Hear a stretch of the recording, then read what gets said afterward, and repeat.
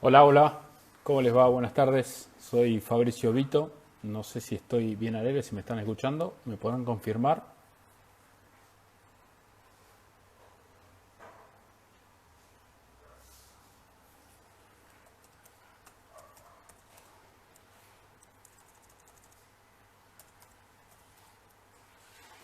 Bueno, ahí está, ya me están confirmando que se escucha perfecto. Eh, bueno, nada, para los que no me conocen, eh, soy Fabricio Vito, árbitro internacional, árbitro de la Liga Nacional. Eh, Vamos a estar hablando un poco de reglas, de criterios arbitrales, de temas que se prepactaron con Eneva Corrientes, en este caso, sobre cosas que le interesan a los entrenadores, este, periodistas, públicos en general, pero sobre todo a los entrenadores que son los que me convocan en este caso. Eh, Nada, bueno, les cuento un poquito de mí. Tengo 15 temporadas en la Liga Nacional. Hace 13 años que soy árbitro internacional.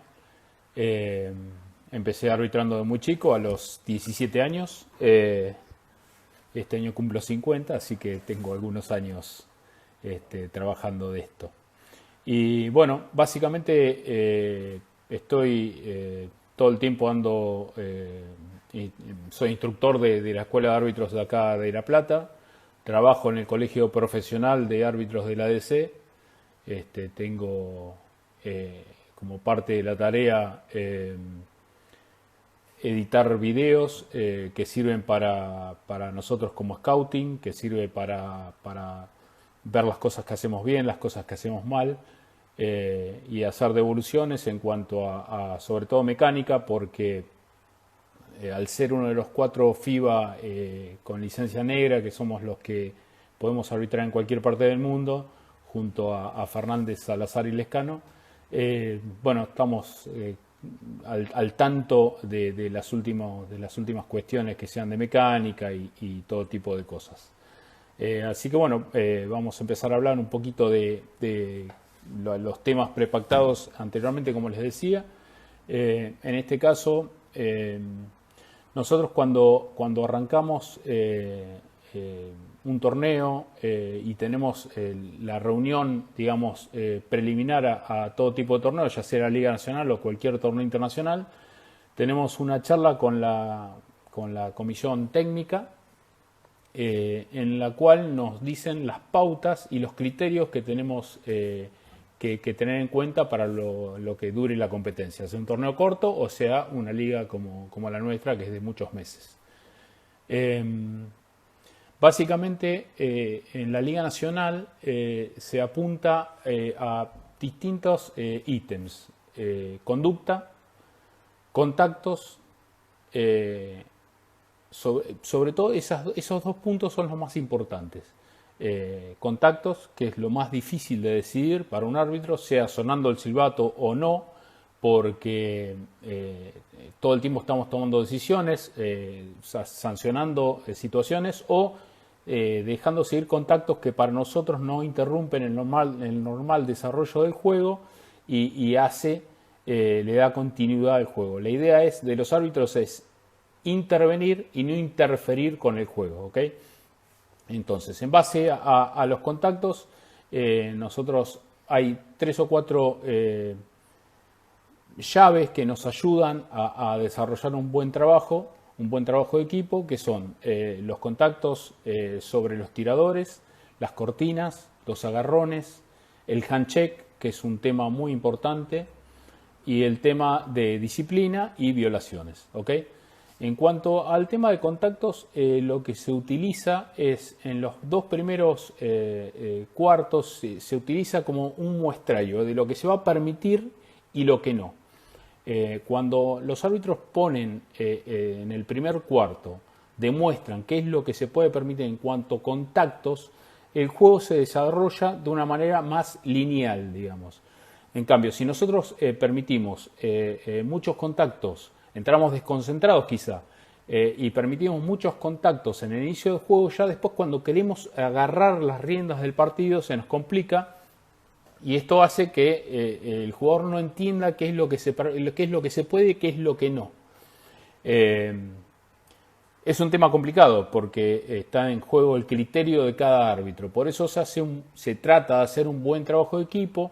El primer juez es el que da la charla técnica generalmente en el hotel antes de salir para la cancha y trata distintos tópicos para desarrollar. Por ejemplo, cortinas en el poste alto, en el high post. Eso es algo que estamos trabajando bien fuerte porque notamos con el scouting que hacemos de los juegos que se desarrollan en la Liga Nacional que el grande va a cortinar y el chico cuando rola lo sostiene o lo agarra y no lo deja caer. Bueno, eso se está tratando de sancionar. Muchas veces el grande puede zafar del agarrón del chico y si pitamos algo, un contacto menor, capaz que lo ponemos en desventaja. Pero bueno, pero ahí está el leer el juego del árbitro y tomar una buena decisión en ese contexto. Otro tema importantísimo es el de ventaja-desventaja. Nosotros, si bien tenemos la posibilidad de contactos menores no sancionarlos, hay distintos tipos de contactos que más vale sancionarlos y no dar una ventaja y desventaja porque si no el jugador como que no entiende qué es lo que puede y qué es lo que no. Uno de esos temas importantes es el handshake. El handshake es una cuestión que se empezó a trabajar muy fuerte hace 2 temporadas por orden de FIBA y porque el colegio profesional así lo quiere. De tratar de evitar mucho contacto con las manos. Nosotros notábamos que muchos entrenadores y muchos jugadores que venían de otros países que generalmente habían jugado en Europa, que ahí se pita muchísimo esto hace más tiempo que acá en Argentina, se quejaban de que se usaban mucho las manos en la Liga Nacional, ni hay que hablar en la Liga Argentina. Bueno, eso se trató de empezar a sancionar constantemente. Los jugadores que están enfrentados a su oponente, cuando ven la posibilidad de que el atacante rompa y los supere, utilizan las manos para tratar de detenerlo. Y eso es una ventaja importantísima y el árbitro debe actuar enseguida. Se debe sancionar esa situación.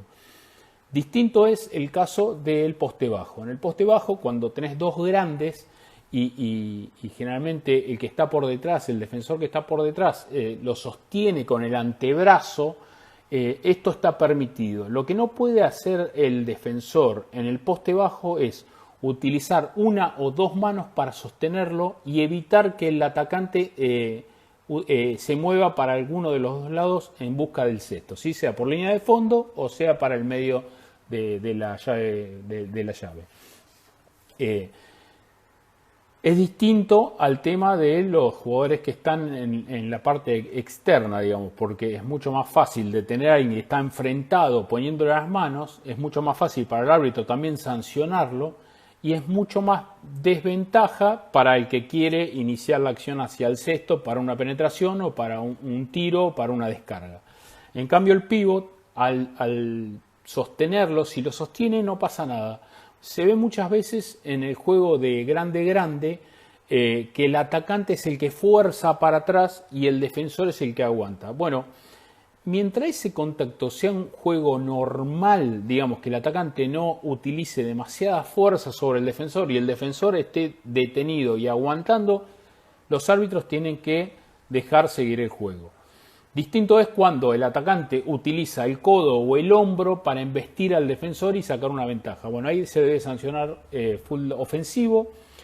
Y en el caso de que el defensor sea el que provoca el contacto empujando, al primer empujón uno ya detecta algo raro.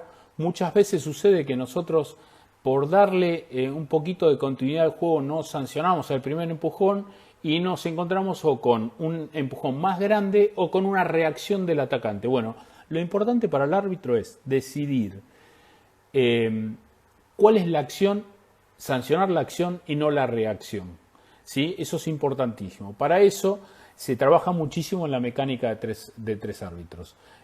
Todos estos ítems, sea el handshake o el poste bajo, ya hace, gracias a Dios, hace 2 o 3 temporadas que estamos arbitrando de 3, nos es más simple.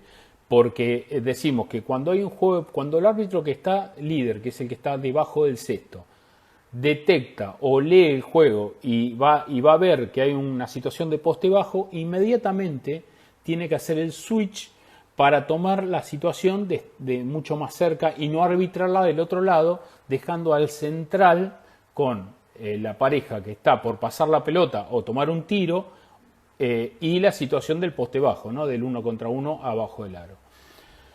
Por eso los movimientos de la mecánica de 3 son importantísimos. Ese es otro de los ítems que se charla muchísimo en la charla prepartido y que se trabaja mucho mediante los videos. En el caso de que haya un mismatch entre un grande y un chico, bueno, ahí hay que estar muy atento. Ahí no hay que dejar nada de continuidad. Generalmente el chico es el que provoca el contacto, porque al estar en desventaja física por una cuestión de sentido común es el que provoca los contactos para o no dejarlo recibir o que la reciba incómodo, que eso. Bueno, eso automáticamente hay que sancionarlo. ¿Por qué? Porque el grande, cuando ve la ventaja que tiene con el chico que lo está defendiendo, generalmente o va a recibir la pelota y va a girar, y con el giro puede provocar algún contacto con los codos. Y al haber desventaja de altura, diferencia de altura, esto puede hacer que le provoque una lesión grave al defensor. Entonces, para evitar todo este tipo de situaciones, los árbitros deben sancionar esa situación. Otro tema importantísimo es lo que se estuvo viendo muchísimo, es la defensa sobre los tiradores. Los tiradores tienen derecho a circular por donde ellos crean conveniente y donde les convenga. Generalmente hacen una situación de cruce por debajo del cesto o por el medio de la pintura y se encuentran con jugadores grandes, defensores, que al verlos venir hacen un movimiento, aunque sea mínimo, y los chequean para no dejarlo pasar. Bueno, eso, la palabra chequeo no existe más. Eso es full de bloqueo. Cuando un grande impide a través de un movimiento no dejar cruzar al tirador, al salir liberado al tirador, eso se debe sancionar full inmediatamente, ¿sí? Otro tema importante de los tiradores, sobre todo en este tema de que hay 3 árbitros ahora en la Liga Argentina, es el lanzamiento del tirador tiene que ser libre. Sea el seguidor, que es el que está del lado fuerte con el líder, ¿sí? O el central, que es el que está solo del otro lado, cuando tengan al tirador en su área de responsabilidad primaria, tienen que estar atentos al tirador, únicamente al tirador. Evitar irse con la pelota, con el vuelo de la pelota, evitar si hay una interferencia, para eso está el otro árbitro, y la carga al rebote también se tienen que cargar el otro árbitro, el que no está en su área primaria, y el líder, ¿ok? Entonces, yo soy seguidor y tengo al tirador en mi zona, en mi área primaria de responsabilidad, yo tengo que ver todo el lanzamiento. Tengo que ver que el lanzador haga un movimiento limpio para lanzar al cesto. Esto es que no extienda las piernas en forma, digamos, que las abra para producir un contacto del defensor o las estire para adelante, ¿sí? Para provocar también un contacto. El lanzamiento tiene que ser libre, nosotros tenemos que buscar la posición, se llama paso cambiado, hacer un movimiento para un lado o para el otro para ver el espacio entre los jugadores y observar que no haya contacto en el brazo del lanzador, ¿sí? No solo eso, después que lanza la pelota, lo que decía, no irse con el vuelo a la pelota para ver dónde aterriza el jugador lanzador.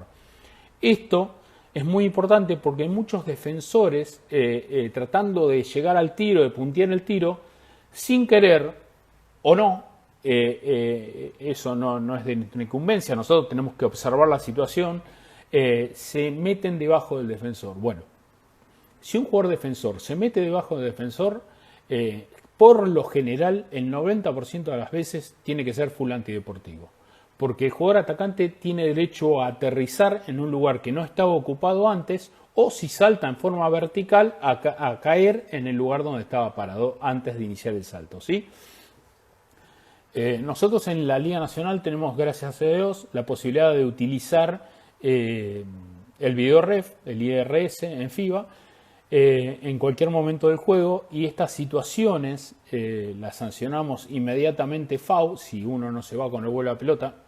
Digo todo esto, los árbitros somos humanos y le podemos errar, podemos estar desconcentrados, podemos irnos con el vuelo a la pelota y cae y no vemos que un jugador se le metió abajo, pero la idea es que el árbitro esté concentrado en esa situación, y es un tema que se charla en la charla prepartido. Cuando esta situación ocurre, un jugador defensor se mete por debajo del tirador, si el árbitro no vio 100% de la situación, lo que debe realizar es sancionar foul, después realizar un meeting con sus compañeros, unir las partes de la película. Si alguno vio la situación, directamente se sanciona antideportivo o descalificador, dependiendo de la gravedad de la situación. Y si no se observó, si ninguno observó esta situación, se puede recurrir al video ref para determinar el tipo de sanción que le corresponde al jugador defensor, ¿sí?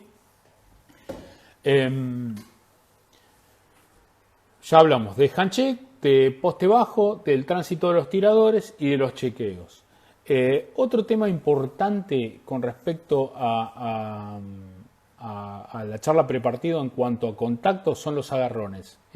Nosotros, el colegio profesional quiere que no haya tantos agarrones, que el juego sea mucho más limpio, que esto permita que los tanteadores sean más altos y que el juego sea más vistoso. Bueno, durante mucho tiempo acá en Argentina, arbitrando de dos, los árbitros cometíamos el error o por no poder ver todas las situaciones, había muchos lados que quedábamos ciegos y que teníamos que medio que adivinar. Hoy con la mecánica 3 es más fácil, se trata de limpiar todo ese tipo de situaciones. El tema de los agarrones en los rebotes es fundamental, estar bien atento para ver la acción, como les decía anteriormente. Otro tema que se charla mucho en las situaciones de charla prepartido es el flop o el fake, la simulación. Nosotros vivimos en un país que los jugadores estaban muy acostumbrados a esta situación. Estamos trabajando mucho en eso, el tema de los contactos, la disciplina y la simulación.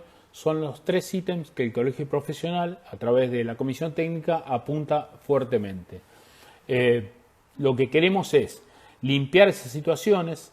No queremos, si bien no queremos meternos dentro de una caja enseguida, porque muchas veces hay situaciones que parecen simulación, pero hubo un contacto.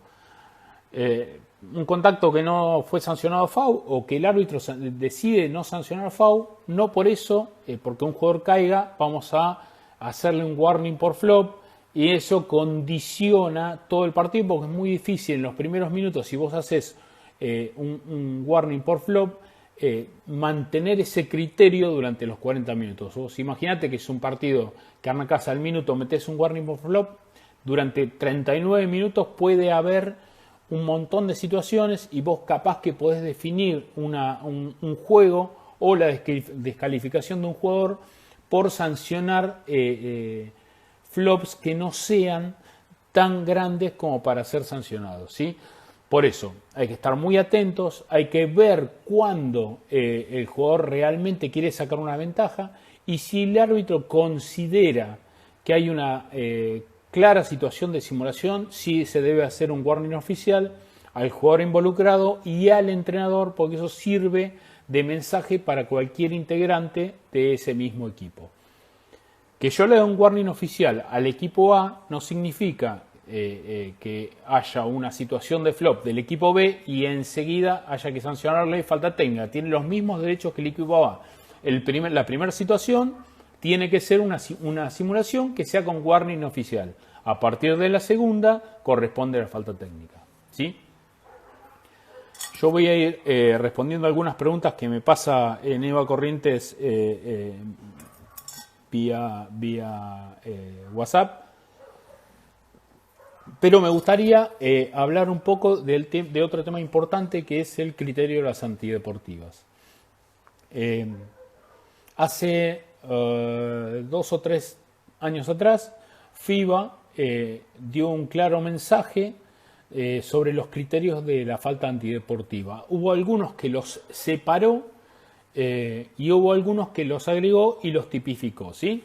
Hay 5 criterios para sancionar full antideportivo. El criterio 1 habla del jugador que no hace un esfuerzo por jugar la pelota.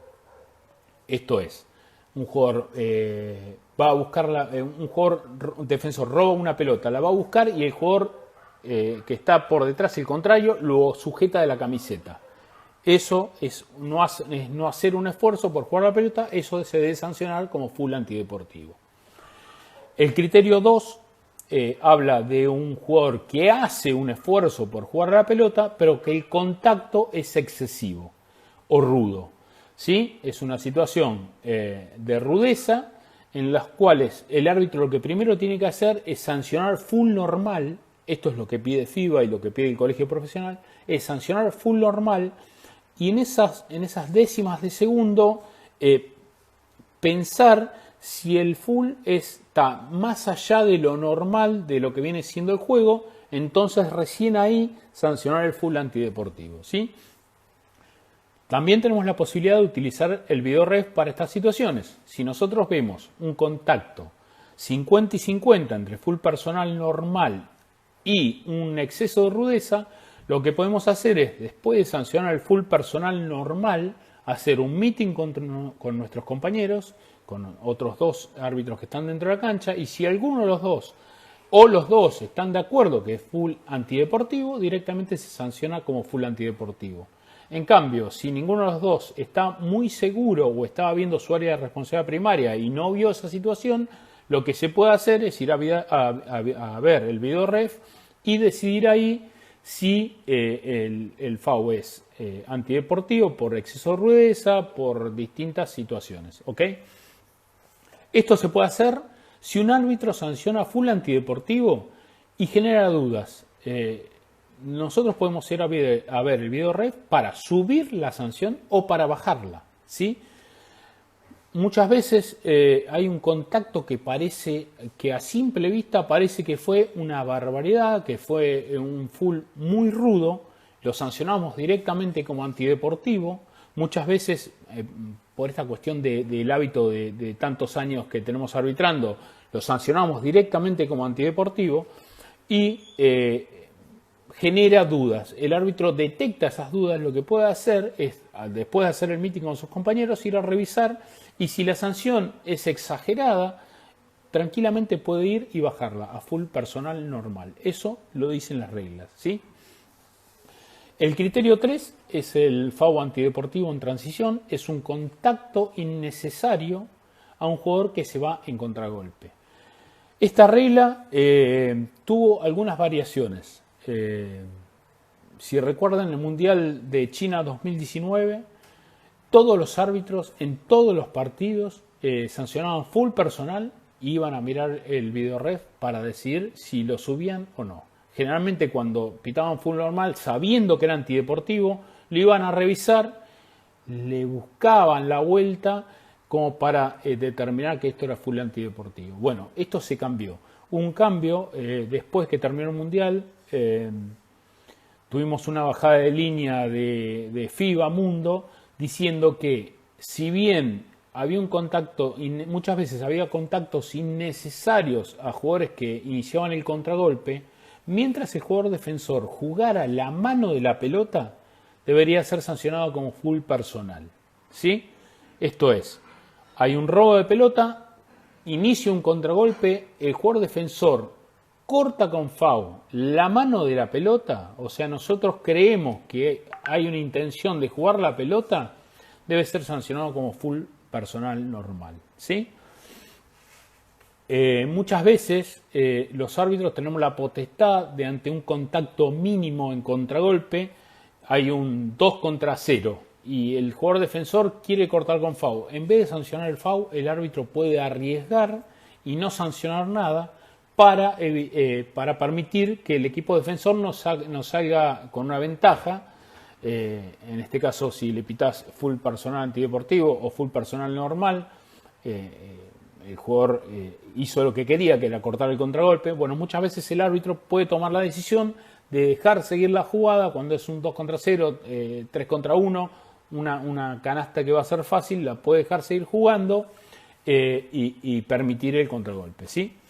Lo que no debe pasar es que el jugador quiera cortar con foul y el árbitro sancione foul y sea full personal normal. Si no juega la mano que tiene la pelota, debe ser, si sanciona, de sancionarse algo debe ser full antideportivo, por el criterio 3, ¿sí? El criterio 4 es la ley, entre comillas, del último hombre. Esto es que hay un contacto en un contragolpe o en una jugada de fast break y el defensor que hace el contacto es el último jugador entre el jugador atacante y el sexto que defiende, ¿ok? Esta jugada siempre debe ser sancionada como antideportivo, ¿ok? Esta acción es sancionada como antideportivo hasta que el jugador atacante inicia el acto de lanzamiento. Una vez que el jugador controla la pelota, inicia el acto de lanzamiento para una bandeja, se sanciona foul, por más que sea el último hombre el defensor, debe ser sancionado como full personal normal, ¿ok? Y el criterio número 5, esto si bien no sucede muchas veces, las veces que sucede sorprende. Por eso el árbitro generalmente ante una situación en los últimos 2 minutos, después de un tiempo muerto, le avisa al jugador defensor que no corte con foul hasta que la pelota esté dentro de la cancha. Eso es el arbitraje preventivo. Generalmente los jugadores profesionales lo conocen, los entrenadores profesionales lo conocen, pero muchas veces cuando los árbitros dirigen categorías formativas, los jugadores con la vehemencia de la edad y todo eso pueden generar contactos que de generar un contacto cuando la pelota está a disposición del jugador para sacar o la tiene el árbitro y la pelota no ingresó aún adentro del campo de juego y se sanciona foul, esto debe ser full antideportivo. Entonces, repasemos. Foul personal de un defensor dentro de los últimos 2 minutos del último cuarto, cuando la pelota está para hacer una reposición o a disposición del jugador, si se sanciona foul debe ser full antideportivo. Esos son los 5 criterios, ¿ok? Vamos a ir respondiendo algunas preguntas, después vamos a seguir un poquito con el paso 0, que es otro tema de grandes discusiones acerca de esta regla, con el cambio que produjo. A ver, las preguntas. ¿Cómo deciden las cargas en los rebotes? Bueno, es fundamental que el árbitro, por eso yo decía de las responsabilidades de cada árbitro, que el árbitro que no está con el tirador esté observando el área restrictiva, que es donde generalmente se producen las cargas de los rebotes, ¿sí? Cuando el defensor está establecido y hace un buen box out, si el defensor atacante es el que lo carga y con eso se queda con la pelota, debe ser sancionado como full en la carga al rebote, ¿sí? Una situación que pasa muy a menudo y que se debe sancionar es cuando hay un rebote, hay un tiro al aro y la pelota está picando en el aro, o pega en el aro y el defensor, haciendo el box out, retrocede y se le mete debajo del jugador atacante que está saltando. Esas situaciones deben ser sancionadas como foul, en este caso a la defensa, porque es una situación de riesgo, una situación que puede poner al atacante en un desequilibrio tal que provoca que el jugador se caiga, ¿sí? Entonces, para no llegar a tener que pitar un foul antideportivo, se debe sancionar rápidamente esta situación como full defensivo. La segunda pregunta habla de las consideraciones actuales de full antideportivo. Bueno, recién lo expliqué, los 5 criterios. Eso está reglamentado, está tipificado. Cada árbitro tiene estos 5 criterios, lo sabe. Lo que puede variar es la discusión entre la situación de si jugó la mano de la pelota o no, pero bueno, al tener en el caso de la Liga Nacional y Liga Argentina la utilización del video ref es mucho más fácil. Cuando no tenemos esta situación se complica un poco, hay que estar muy concentrado, sobre todo a las situaciones del fast break, del contragolpe, hay que estar muy concentrado para determinar cuándo el jugador defensor dónde produce el contacto, ¿sí? Reglamentación actual del videoref para entrenadores, cuándo pueden solicitarlo, etcétera. Bueno, esto es una situación que se impuso esta temporada en acuerdo entre el Colegio Profesional y ENEVA y la Comisión de Entrenadores y la ADC. Se puso como lo que se llama normalmente ojo de halcón en el tenis, pueden revisar dos situaciones. O sea, pueden revisar dos situaciones si la primera aciertan. Hay 4 situaciones que pueden revisar. Una es pelota fuera, quién fue el último jugador que la tocó. Si el reloj corrió o no corrió, después de sancionar algo o después de una canasta. Esto lo puede pedir el entrenador en cualquier momento del juego. Si el jugador tiró de 2 o 3 puntos, ¿sí? Eso es otra de las situaciones que puede pedir a revisar. Y si el jugador salió fuera de la cancha en una situación de, suponete, contragolpe o ataque fijo y va por la línea final y el entrenador ve claramente o algunos de sus asistentes o los suplentes de la banca ven que el jugador pisó la línea, puede solicitarle al árbitro la revisión de esta situación. El árbitro ante la primer pelota muerta debe detener el juego y hacer la revisión. El colegio profesional lo que hizo fue flexibilizar esa situación. Cuando el árbitro nota que el entrenador tiene alguna duda clara sobre alguna de estas situaciones, lo que debe hacer es decirle, tranquilo, la vamos a revisar, permitirle revisar esa situación, pero sin utilizar el repeat request, que es ojo de halcón, que son los conitos azules que están en la mesa de control, cuando el árbitro tiene una duda. Si el árbitro no tiene ninguna duda y el entrenador igual de todas maneras pide la revisión de la situación, lo tiene que hacer, pero ahí entra la regla de que si acierta la decisión, si el árbitro acertó la decisión, se le quitan los 2 conos azules, no puede pedir más ninguna, y si acierta el entrenador en este caso, le queda una situación más para revisar. Vamos a otra pregunta. Si cobran un full que genera dudas en la rudeza, van al videoref para chequear e identifican que previo al full hubo una infracción de camina. ¿Cómo se procede en ese caso?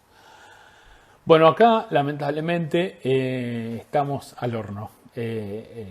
Acá en cuanto nosotros lo que podemos revisar es la naturaleza del FAU y la valoración que tiene el FAU. FAU personal, full antideportivo, full descalificador. Si detectamos que un camina antes, lamentablemente no podemos volver atrás. Será un error del árbitro que condiciona el juego. Por eso decimos que los árbitros tienen que estar muy concentrados, no tienen que estar pensando todo el tiempo en que las decisiones las pueden tomar con el videoref, puede pasar esto. No, los árbitros, como decimos nosotros, no podemos dirigir con el televisor abajo del brazo, porque si no eso saca concentración, te saca el foco en el juego y no tenés que evitar esa situación para que no te suceda esto, de perderte un camina previo a una situación de full antideportivo, ¿sí?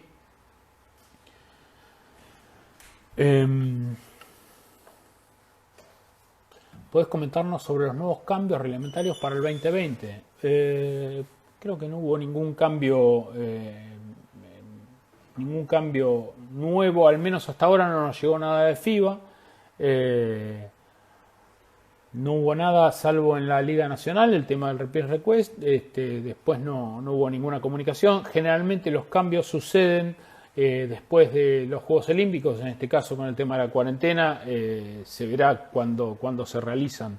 En este caso todavía no hubo nada. Si bien hay modificaciones todo el tiempo que no son escritas, como por ejemplo esta del criterio 3 del antideportivo, que le hablaba anteriormente, detectaron en el Mundial 2019 de China que había situaciones que no le gustaron a la FIBA, bueno, y directamente bajaron la línea a todos los árbitros internacionales que íbamos a torneos, que habían cambiado esas definiciones. Entonces se baja una línea a cada árbitro internacional o a cada colegio de árbitros en cada país, y estos árbitros a su vez lo bajan a sus distintas provincias o ciudades. ¿Cómo definen la invasión en los tiros libres? Bueno, esto es simple. Antes,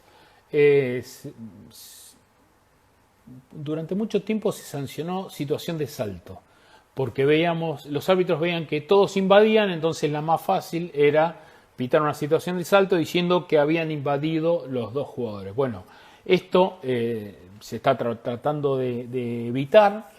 El árbitro que está debajo del cesto siempre tiene que estar mirando el pasillo de tiro libres enfrentado a él, no el de su lado, sino el que está enfrentado a él, y el árbitro que está, en este caso el central, mirando el lado contrario. Entonces, ante la primera situación de invasión, una vez que el jugador lanzador suelta la pelota, se debe tocar el silbato, ¿sí? Esto significa que hay una violación. En el caso que la pelota no ingrese, el árbitro que toca el silbato debe sancionar o violación del equipo defensor, dando un tiro libre más, o invasión del equipo atacante, sancionando violación al lanzamiento de tiro libre y dando la reposición al equipo defensor a la altura de la línea de tiro libre, ¿sí? Esto no se tiene en cuenta si el simple es encestado, por supuesto. ¿Cómo manejar las charlas con los entrenadores durante el juego? Me voy a tomar un mate porque estoy medio seco de la garganta.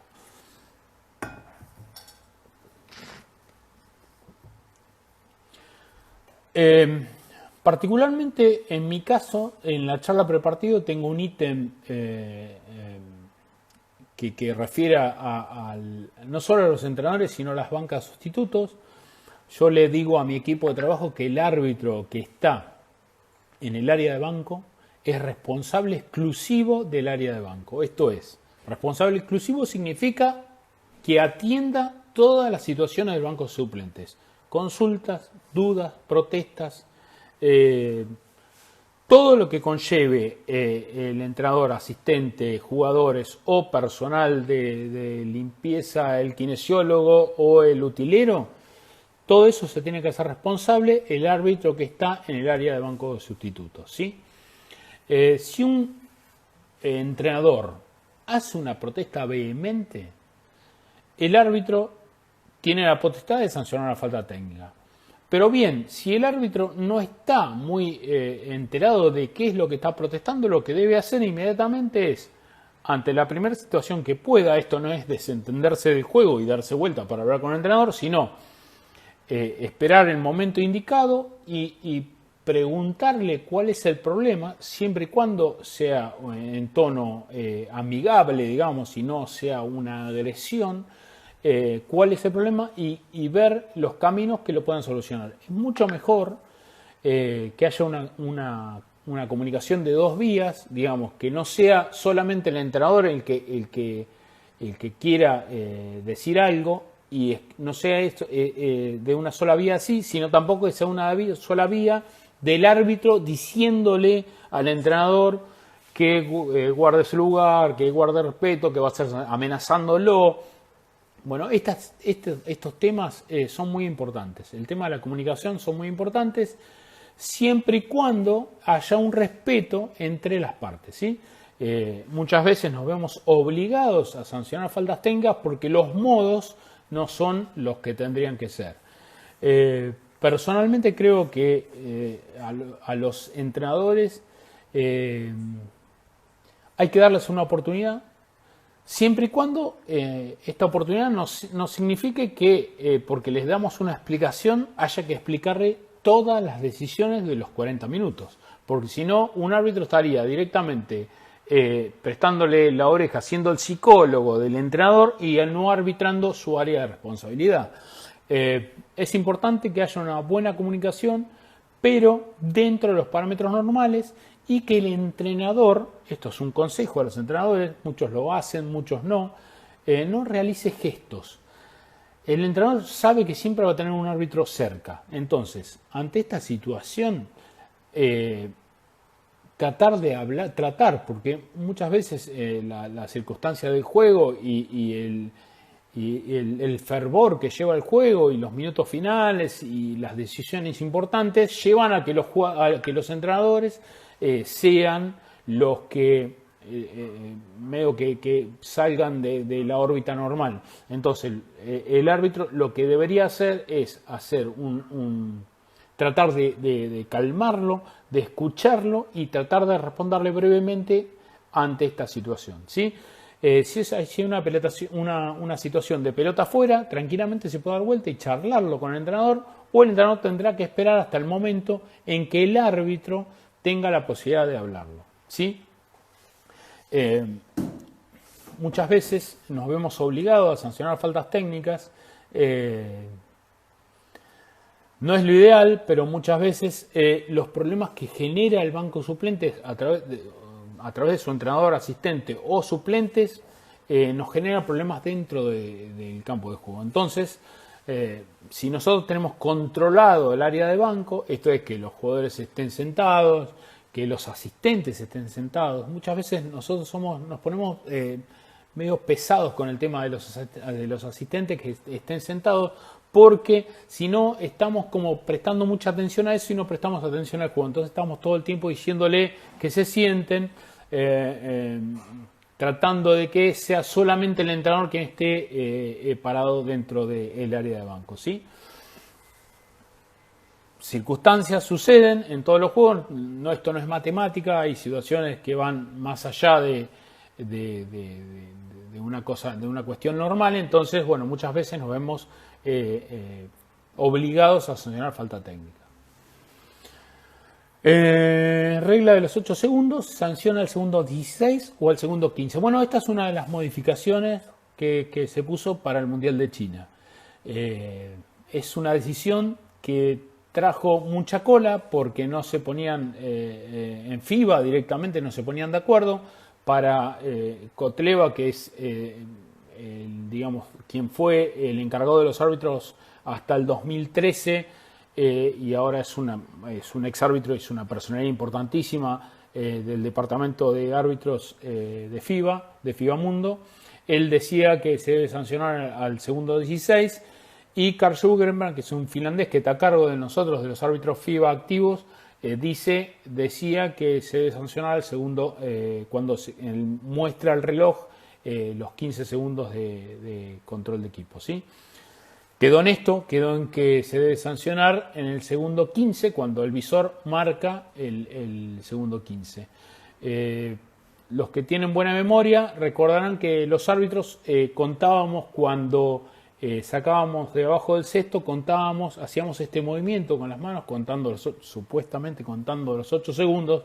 Eso es un movimiento automático que hacíamos, pero ninguno, creo que el 99% de los árbitros no llevábamos la cuenta, porque llevar la cuenta significa perderse el foco de distintas situaciones. Entonces, vos no podés estar todo el juego contando a los segundos. Lo que hacíamos era el movimiento y mirábamos el visor de reloj de lanzamiento. Cuando llegaba a 16 sancionábamos. Bueno, ahora no se hace más esto, no se cuenta más los 8 segundos y tenemos como referencia el visor de lanzamiento de tiro. Cuando llega a los 15 se debe sancionar 8 segundos. Bueno, hasta acá son todas las preguntas. Otra más.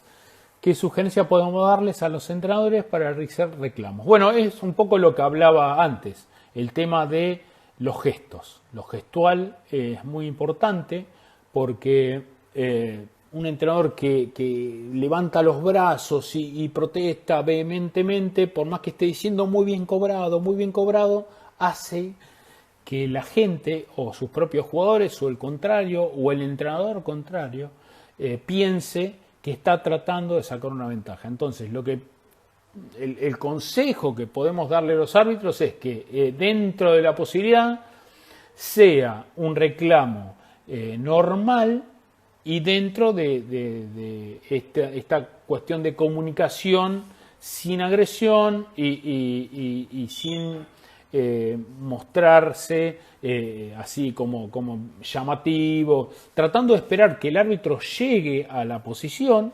Siempre va a haber un árbitro que esté cerca del área de banco, que el entrenador no necesita irse corriendo hasta la mitad de la cancha o irse corriendo hasta la línea final para hablar con otro árbitro. Tiene que utilizar el árbitro que tiene al lado y ese árbitro por lo general debería atender los reclamos del entrenador, ¿sí?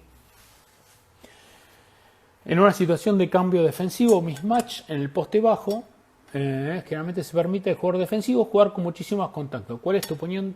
Bueno, evidentemente esta pregunta no llegó o entró tarde a la charla. Lo vuelvo a repetir. Cuando hay una situación en el poste bajo de mismatch, primero que debe ser considerado por los árbitros como el lado fuerte. O sea, tiene que haber dos árbitros de ese lado. Cosa de que el árbitro líder, que es el que está debajo del cesto, a ver si lo podemos ver acá. Supongamos que la pelota viene al poste bajo. Este es el árbitro seguidor. Este es el árbitro líder. Y este es el árbitro central. Bueno, cuando vemos una situación en el poste bajo de mismatch, tienen que estar dos. A ver, ahora sigo. Sí, ahí está. Bueno, esta situación es muy importante que el árbitro líder esté de este lado, del lado fuerte.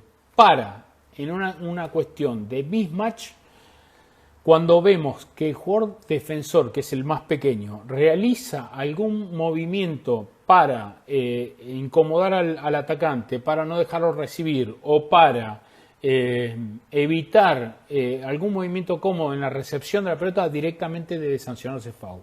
¿Por qué? Porque esto evita que el jugador atacante, cuando recibe la pelota, haga un giro y en la diferencia de estatura con los codos provoque algún contacto que pueda ser excesivo para el jugador defensor. Entonces, si el jugador defensor, el petizo, genera un contacto, debe ser sancionado rápidamente.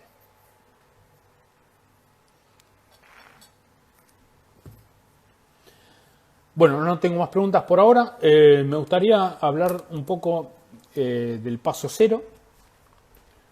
El paso cero es una modificación, si bien no está escrito en las reglas, es una modificación que se lleva hace 2 años más o menos, se está llevando a cabo. FIBA lo que hizo fue acercar un poco las reglas FIBA a la NBA. Pasaba mucho que los jugadores americanos, cuando venían a competencia FIBA, sobre todo los NBA, ellos estaban acostumbrados a tener mucho más movimientos de pie. Las personas que ven NBA ven cosas hasta irrisorias y groseras de jugadores haciendo 6 o 7 pasos y que no son sancionados. Bueno, lo que permitió FIBA es darle un paso más a un jugador con el control de la pelota o que en movimiento recibe la pelota. Una vez que recibe la pelota, el pie, si está en el aire, el primer pie que toca el piso es el paso cero. A partir de ahí tiene 2 pasos más para ir hacia la canasta, efectuar un lanzamiento o pasar la pelota. Si viene con la pelota, una vez que finaliza el dribbling, el pie que está apoyado en el piso tiene derecho a 2 pasos más. El pie que está en el piso sería el paso cero y 2 pasos más para llegar a la canasta o realizar un pase.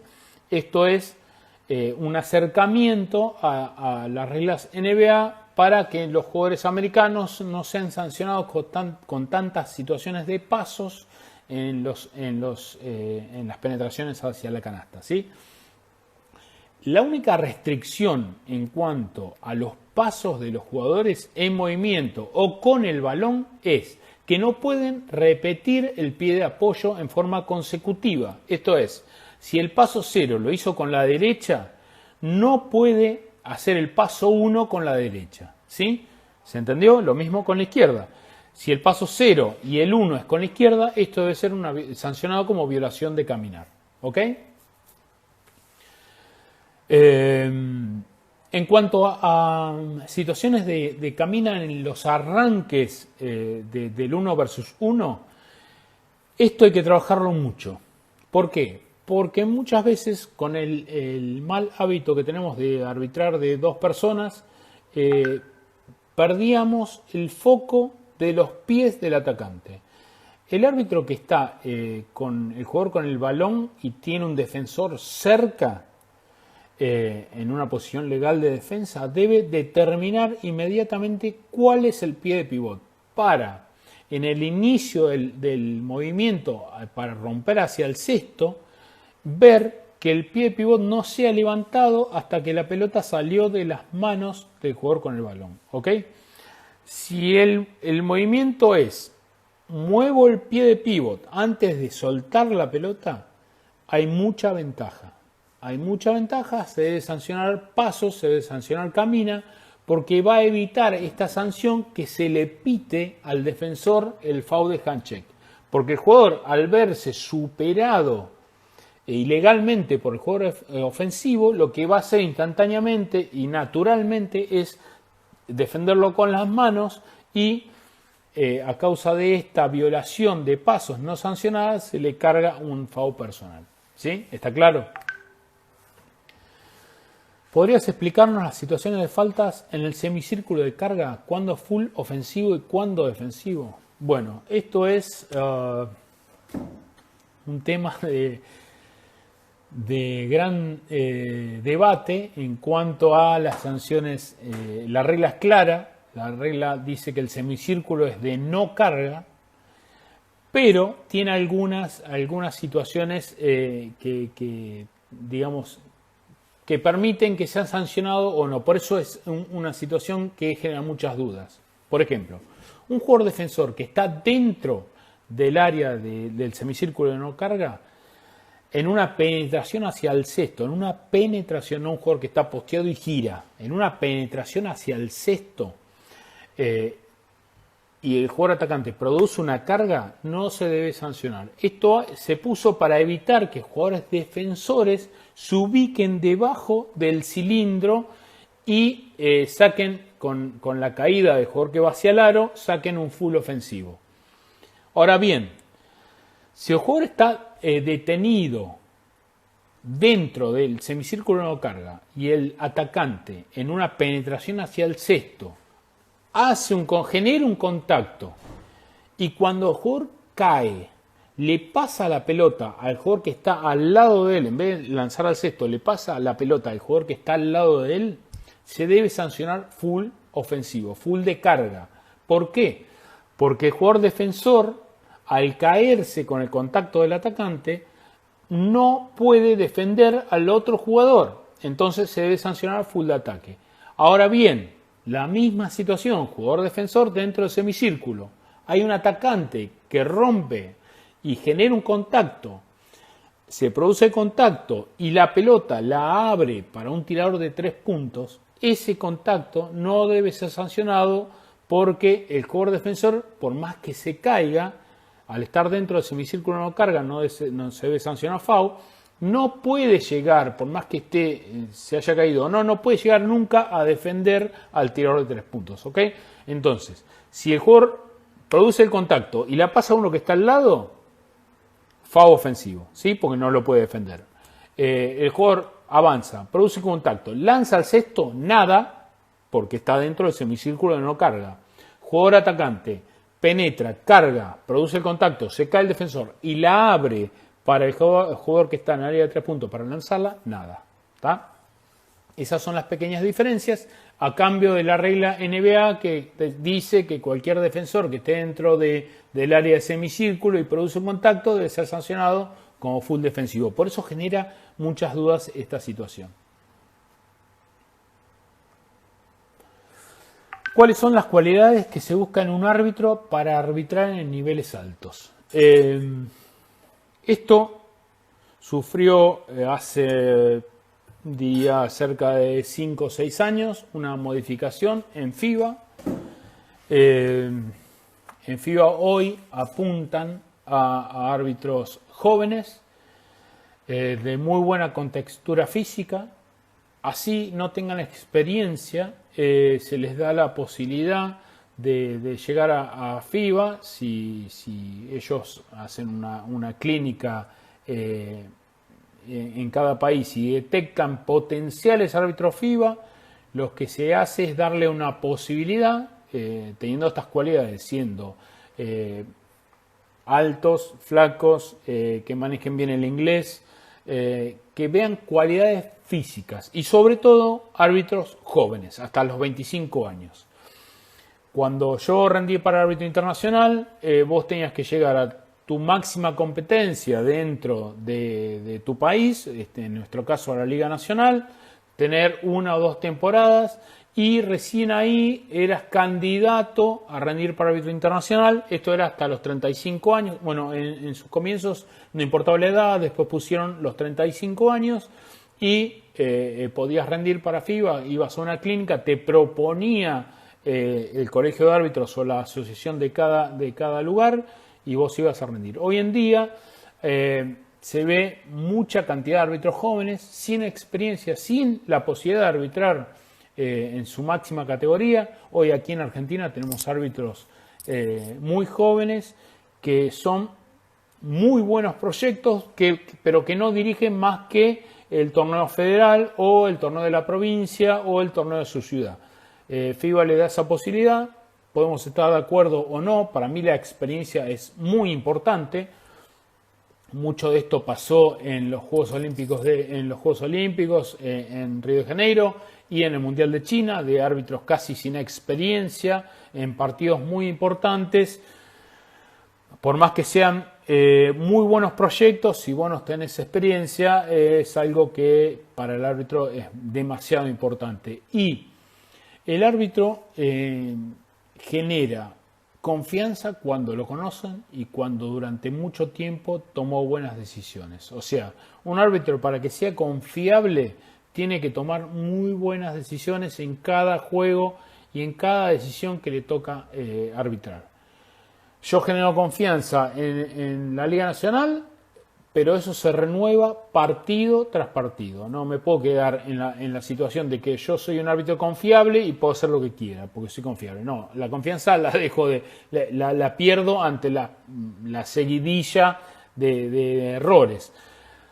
Obviamente, el árbitro que tiene experiencia y que es confiable tiene una chance más de equivocación que árbitros jóvenes sin experiencia. O cuando el árbitro es confiable y tiene mucha experiencia, un contacto que es así de chiquito, al sancionar al árbitro con experiencia, los jugadores, entrenadores públicos, dirigentes o quien sea, o el periodismo mismo lo ve un FAU así. En cambio, un FAU así, sancionado por un árbitro joven, sin experiencia, capaz que el público en general, los jugadores o los entrenadores lo ven así. Entonces lleva a la protesta, ¿sí?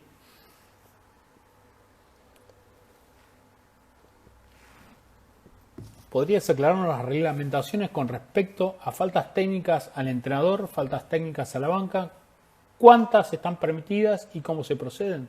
Bueno, a ver, el entrenador tiene, como máximo, puede ser sancionado con 2 fulls personales, 2 fulls técnicos personales, o sea, por conducta propia. Al ser sancionado con 2 fulls técnicos personales, debe ser descalificado del juego.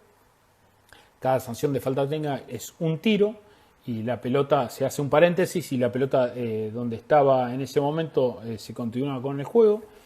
Y o la suma de 3 fouls técnicos a la banca o personales. Esto es, los suplentes protestan, falta técnica a la banca.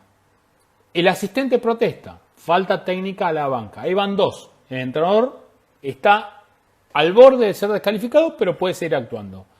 Si hay una tercera falta técnica a la banca o una falta técnica al entrenador, en ese caso el entrenador debe dejar el banco de sustitutos y ser reemplazado por su asistente. ¿Sí? Creo que está claro. Son 2 personales o 3, o la suma de 3 a la banca o entre banca y personales 3. ¿Ok? ¿Cuál es el procedimiento ante una reyerta? Bueno, este es otro tema que se charla mucho en la charla prepartido, si bien no se ve, gracias a Dios, muy seguido. Se dice que en la charla prepartido se habla que ante una situación de conflicto entre jugadores, entre 2 jugadores que se ponen cara a cara después de un foul, después de una protesta o algo, el árbitro que está más cercano debe intervenir en la situación, sin sancionar nada. ¿Volvimos? Se había cortado, me parece. Bueno. ¿Sigo? ¿Me decís, Fran? ¿Sí sigo?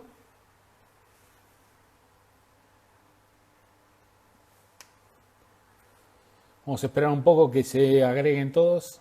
Veo a Julio Sosa, veo amigos, Ángel Muñoz, Noé. Le mando un gran saludo a los árbitros de Ecuador que, que me escribieron hoy de básquet ecuatoriano, básquet coach Ecuador, algo por el estilo, que me escribieron hoy y les mando un abrazo grande, que nos están siguiendo desde Ecuador. Bueno, y muchísima gente que me escribió por privado sabiendo que íbamos a hacer esta charla. Bueno, se cortó porque a la hora se corta, así que seguimos. Estábamos con el tema de la reyerta. Les decía, este es un tema que se habla en la charla prepartido ante una situación de conflicto entre dos jugadores contrarios o varios jugadores que se ponen cara a cara. Lo que tiene que hacer el árbitro que está más cercano a la situación es intervenir. Esto es, separar sin tomar ningún tipo de decisión. La decisión va a venir después. El que está más cerca interviene. Si es uno contra uno no pasa nada. Ahora, si son más jugadores, todos los jugadores que están dentro de la cancha, los dos árbitros que están más cercanos a la situación deben intervenir en la situación para separar. Y el otro árbitro, el tercer árbitro que queda, debe ser el que controla las bancas sustitutos. Esto es, previniendo a los suplentes que ingresen al campo de juego, porque sabemos que si hay una situación de pelea o una situación que puede llevar a una pelea y los jugadores sustitutos ingresan, deben ser automáticamente descalificados por reyerta. Entonces, el árbitro que no intervino en la situación de conflicto dentro de los jugadores debe hacer el arbitraje preventivo para que los jugadores no ingresen al campo de juego. En el caso de que los jugadores ingresan y está claro quiénes son los jugadores que ingresaron, bueno, directamente se los descalifica por reyerta y se sanciona con una falta técnica al entrenador por sea uno o sea 5 jugadores que ingresaron, ¿ok? De nuevo, si ingresan todo el banco sustitutos del equipo A y 3 jugadores del equipo B. Es muy difícil saber quiénes son todos. Tenemos la posibilidad de utilizar el videoref para determinar qué jugadores son los que ingresaron y quiénes son los que deben ser descalificados.